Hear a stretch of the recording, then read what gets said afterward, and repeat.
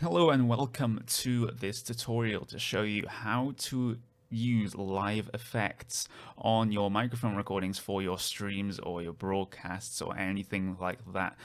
Generally, the purpose of doing that is to clean up a little bit the audio you may be getting, make it sound a bit nicer, or if you're a Twitch streamer and you're one of those quirky Twitch streamers, you want to add silly effects to your voice, then this will work just as well as well.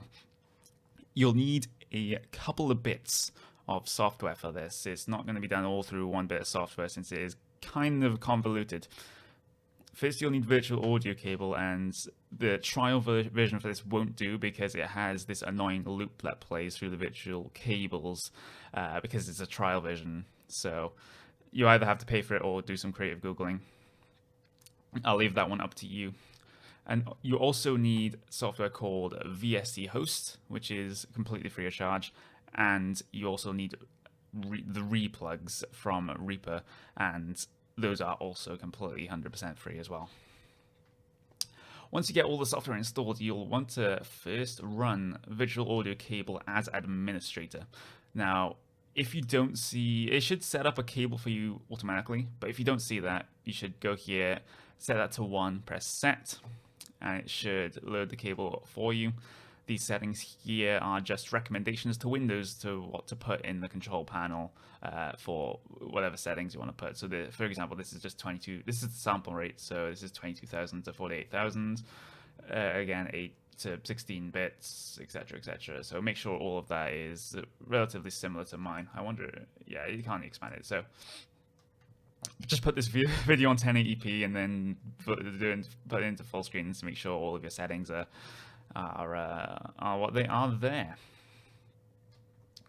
So once you've got your audio cables sorted out, you want to go to your control panel and you want to go to the sound settings. You can go to this very, very quickly, at least in Windows 10, if you right click on the speakers in your system tray and you go to playback devices. Okay, this is the window you should be getting. It should look familiar. If I just scroll up here, you'll see that my speakers, my headphones, is the default device. And down here, I've got 2 audio cables here because I also use VAC to separate my game audio for streaming as well. You don't really need this if you're doing that through some other method or you just want to do the microphone things. And you see, I've got, well, in my case, I got 2 here, but you may well have 1. And you can see when I'm talking that this is actually going up and down because I still have my VST host loaded right now. I'll show you how to do that in just a second. That is crucial to this. You also want to go to recording devices. Make sure your microphone is set to the default device for both default and communication. You want to scroll down and make sure that your virtual audio cable or cables are there. If you don't see them, then don't worry. One thing they may do is actually be by default disabled. So if you right click on anything and say show disabled devices, they should show up and then you can right click on them and then enable them. I'm just going to do a quick edit here just as a little bit of a side note. Once you have these recording and playback devices up, you want to set them to, if you go to properties, advanced, you want to set them to, well, I set them to the maximum they can go, but because there's no really any benefit doing these ones, and especially these ones, they sound really crap if they're down there. But also, and this is a mistake I made live on the broadcast, which wasn't my proudest moment, is that I actually didn't set my audio interface to be a mono channel, a 1 channel, because on my audio interfaces, on my own audio interface, there are 2 inputs. There's the XLR input for the microphone, and there's an optional jack for like a guitar or something like that. And instead of recognizing the audio interface as two separate mono channels, it actually recognized it as a stereo mic. And all of a sudden, all that was coming over the broadcast was the left channel of the audio. So basically, my voice was only coming out of people's left ears. So make sure you have this set correctly. That's all I can say. Have it set In my case, this is the highest setting you can go on one channel. Right. After you've done that, you'll want to be starting up the VST Host software, which kind of looks like this. Well, by default, it kind of looks like this, but we'll get to that in just a bit. First thing you want to do in here is go to Devices, go to Wave. You want to set your input port as your microphone. If you're having trouble with MME, just go to the DS instead. For example, my audio interface doesn't really work well with MME. It gets all fuzzy, so I went with direct sound. And your output port is going to be whatever line of virtual audio cable that you intend to record in something like OBS. Or if you're doing commentating or casting with some other commentators and someone else is broadcasting it, this is also the microphone that you'll set in TeamSpeak as well. Or whatever software that you're using for that. Sample rate should be the same sample rate as what your microphone is running at. Buffer, I'm not too concerned about this. I've just left it on 100 samples. Seems to work okay. Now you want to point VST Host in the direction of where you have installed your replugs. To do this, you will want to go to File and go to Set Plugin Path. And you can set multiple paths here. And I've already got mine set up, but replugs generally wants to install itself in your program files folder, whichever one you installed, either 32-bit or 64-bit. If I go to program files, and if you scroll down the bottom, it should be VST plugins, and you've got replugs in here. So you want to click that, click OK. I'll just click cancel for now because I already have it here.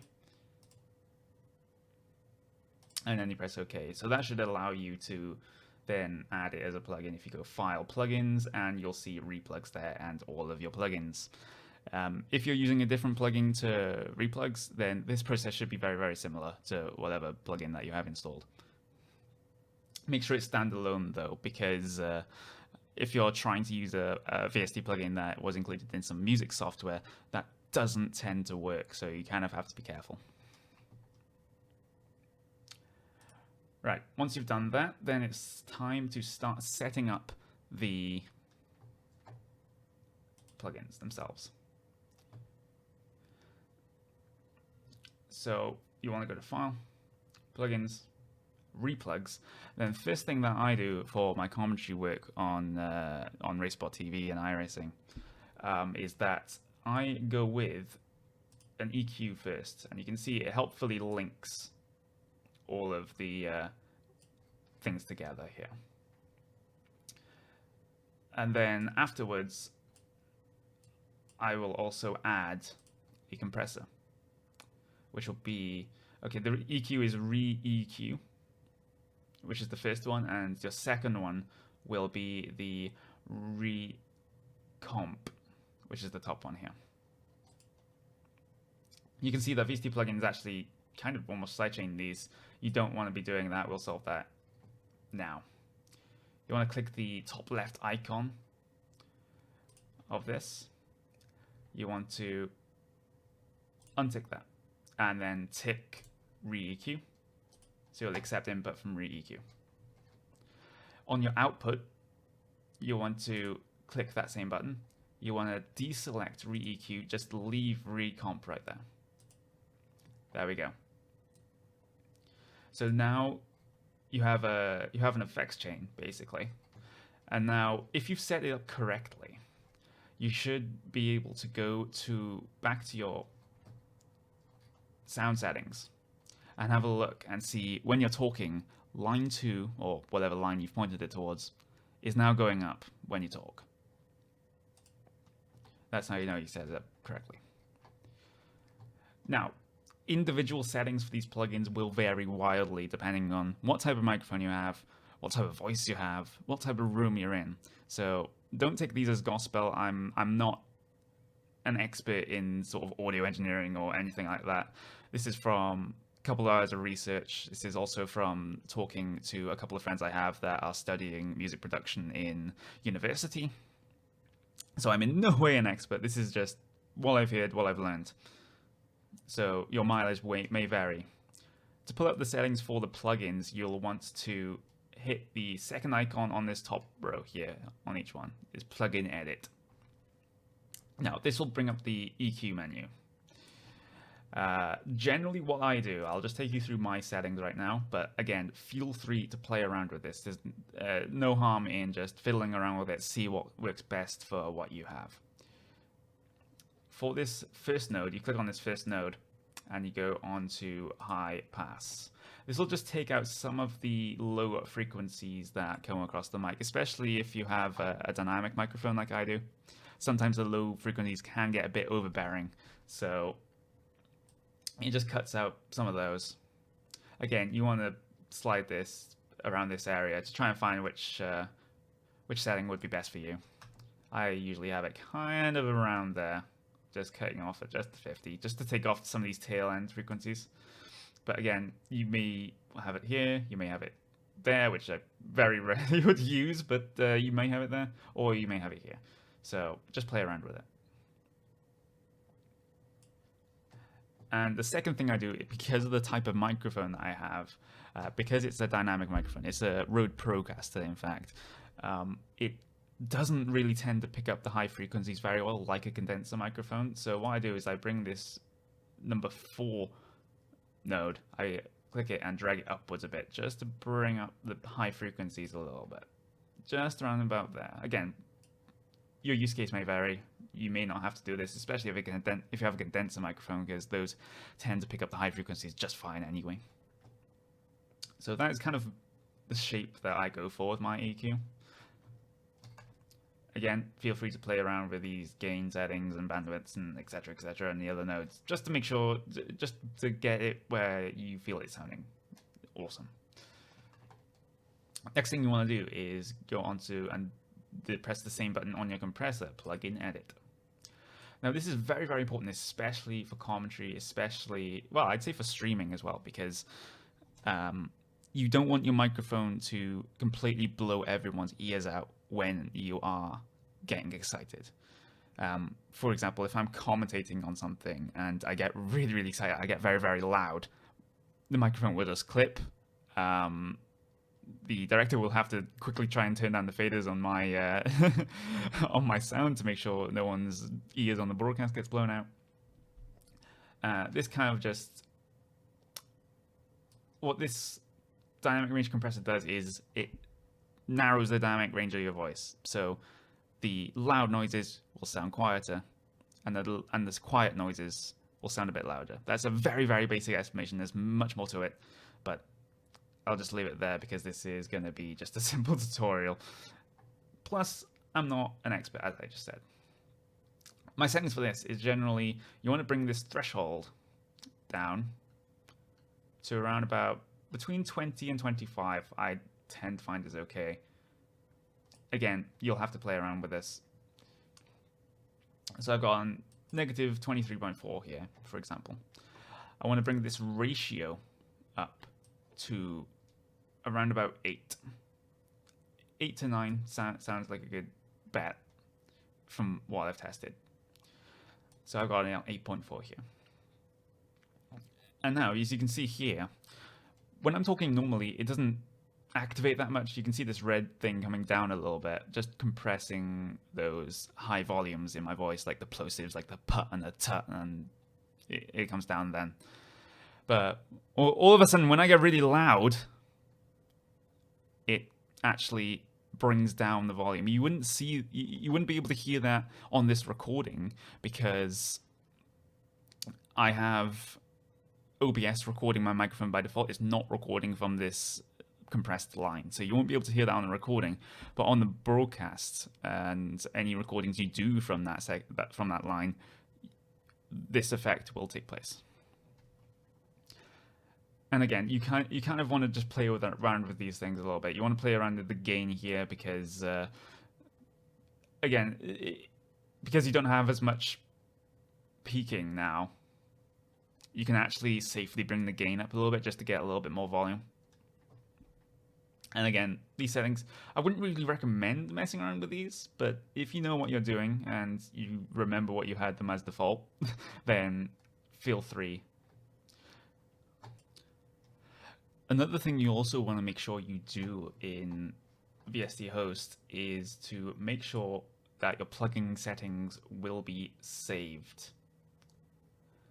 And to do this, you have to make sure autosave bank is enabled. Reload bank is also enabled. You also need to go to performance and go to autosave plugin banks. You have to make sure that is enabled, otherwise you'll have to change these settings every single time you boot VST Host up. Also, to save your configuration, you'll want to go to performance, save as, and then you'll want to rename it to whatever you want, and then you'll be able to load it up when you start VST Host again.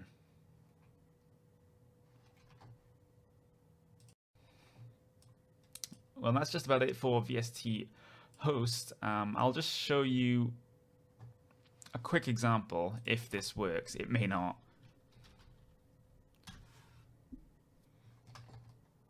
I've just loaded up some audio software.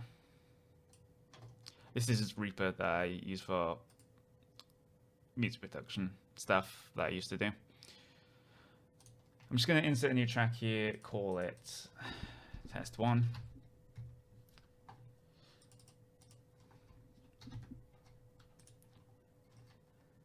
And I'm going to make sure that my input is, for this one, is my in audio interface by default, my microphone. Again, there we go. So I'll just want to record like sort of a test recording right now. So this is just me, for example, me commentating on something, on a racing.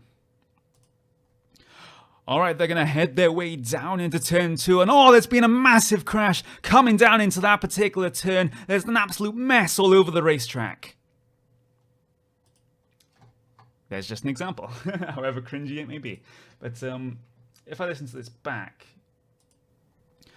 All right, they're going to head their way down into turn 2, and oh, there's been a massive crash coming down into that particular turn. There's an absolute mess all over the racetrack. Well, there we go. That is just by default, the default output from my microphone. You can see it did peak. It actually went just above peaking. So it didn't quite clip, but if it went much above that, it would have. Plus, this is inconvenient as well, because you can see this is me normal talking here, and then when I get loud, it's going to increase dramatically in volume. So if a user has set their volume based on what they hear here, all of a sudden it'll be very, very loud in their ears and they won't like it. And now what this compressor does, and this EQ, but mainly the compressor, is try and solve that. So if I go test 2, I'm going to copy and paste this down, or move this down. That's going to be easier. Actually, I can copy the items. Nice. All right. I'm going to solo that. I'm going to add the effect to the add. This is the exact same compressor effect. So I'm going to bring it down to about 23, 24. I'm going to bring the ratio up to 8. 8.2. Bring the gain up just a tad. And then we'll have a listen to that. Yes, all of a sudden chipmunks. There we go. All right, they're going to head their way down into turn 2, and oh, there's been a massive crash coming down into that particular turn. There's an absolute mess all over the racetrack. Again, you want to fiddle around with this, because to me that sounded a little bit too compressed. There wasn't much dynamic range, so you'll want, in that case, you'll want to bring that threshold up a little bit. But if you just look at, if you just listen to the difference between the two tracks here. This is the original track. All right, they're going to head their way down into turn 2, and oh, there's been a massive crash coming down into that particular turn. There's an absolute mess all over the racetrack. And then you listen to the compressed version. All right, they're going to head their way down into turn 2, and oh, there's been a massive crash coming down into that particular turn. There's an absolute mess all over the racetrack. You can just hear the difference. The second track did not peak, the first track did, and I hadn't reset that. But you can just see exactly what this does, and what this does for your viewers as well, so they don't have to rush to turn down the volume, or your director doesn't have to rush to turn down the volume. For Twitch streamers, it doesn't really matter all that much, but again, if you want to make your viewers happy and not have their ears or headphones or just completely blown out by some screaming over the microphone, then it might be something for you to consider. Again, with these compression settings, I recommend just fiddling about with this, and the ratio. Again, these are just recommendations, that the settings I've put here, because I have slightly changed my mic configuration since I thought up these settings. I might have to change this because now I'm much closer to the mic and it's going to try and compress a lot more. So I'm just going to bring that up a little bit probably. But that should be it. If you have any issues with the method I have described, don't be afraid to send me a private message or anything like that, or leave a comment in the YouTube description, because I will definitely help you with that. But one more thing, and it may sound obvious, but if you're recording in something like TeamSpeak or OBS, make sure your compressed microphone is the capture device, not your normal microphone or your audio interface, but the output that this is outputting to. In my case, this is line 2 visual audio cable. And also, you have to make sure you have this VST Host software running. Otherwise, no one will be able to hear anything. So those are two things to bear in mind. Make sure you set the capture device to the correct one, and make sure you have VST Host running while you are streaming. So yeah, that should be it. Thank you very much.